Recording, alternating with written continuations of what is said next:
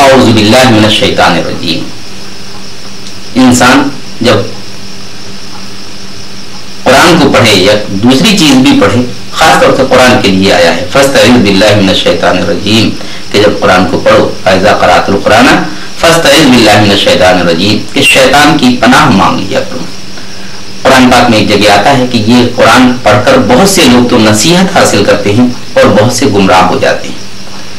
یعنی جن کے دلوں میں اللہ کی خشیت ہے، اللہ کا خوف ہے، جو اپنی آخرت کو بنانے کے لیے اس قرآن کو پڑھتے ہیں. اللہ کی نظر میں اللہ کے مطابق زندگی گزارنے کے لیے اگر کوئی شخص عزم کرتا ہے دوزخ سے نجات کے لیے، جنت کی طلب کے لیے، سچا اور اچھا انسان بننے کے لیے اگر طلب کرتے ہوئے اللہ تعالیٰ سے اس قرآن کو پڑھتا ہے تو اللہ تعالیٰ اس کو سمجھ دیتا ہے.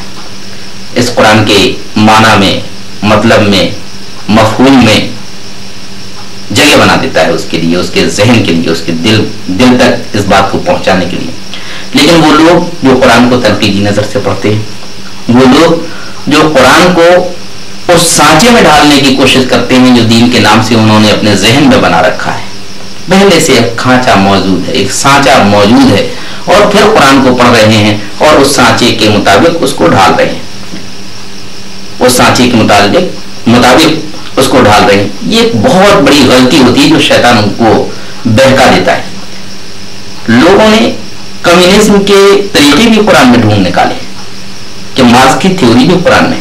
بہت سے لوگوں نے قرآن سے ڈارون کی تھیوری کو ثابت کیا، بہت سے لوگوں نے پیری مریدی کو ثابت کیا، بہت سے لوگوں نے بت پرستی کو بھی اس سے ثابت کیا کہ قرآن میں تو ایسا بھی ہے.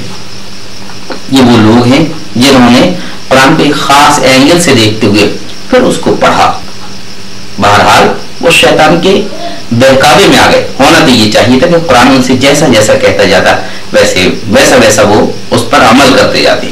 انا سمعنا واطعنا، کہ اللہ میں نے تیری بات کو سنا اور اس کی اطاعت کی. یہ قرآن کے پڑھنے کا طریقہ ہے. تو سب سے پہلے تو شیطان سے ہم پناہ مانگیں کہ شیطان اس قرآن کو اپنے مطابق ہمیں نہ سمجھائے، بلکہ ہم اس طریقے سے سمجھیں جیسا کہ اللہ تعالیٰ ہمیں سمجھانا چاہتا ہے. پھر اس کے بعد بسم اللہ الرحمن الرحیم، کہ شروع کرتا ہوں میں اللہ کے نام سے جو بڑا مہربان نہایت رحم والا ہے. یعنی یہ شروعات ہے، ہر چیز کی شروعات کی طرح سے اس کی بھی شروعات ہم بسم اللہ الرحمن الرحیم سے کرتے ہیں. وہ لوگ جو قرآن شروع کرتے ہیں اور اس کے لیے کہتے ہیں کوہری لاؤ، اب اس کے بعد فاتحہ دی جائے گی فلانے بزرگ کی، فلانے کی، وہ سب بیکار کی باتیں ہیں. اس کی شروعات اعوذ باللہ من الشیطان الرجیم بسم اللہ الرحمن الرحیم، یہ شروع اس اللہ کے نام سے جو بڑا مہربان اور نہایت رحم کرنے والا ہے.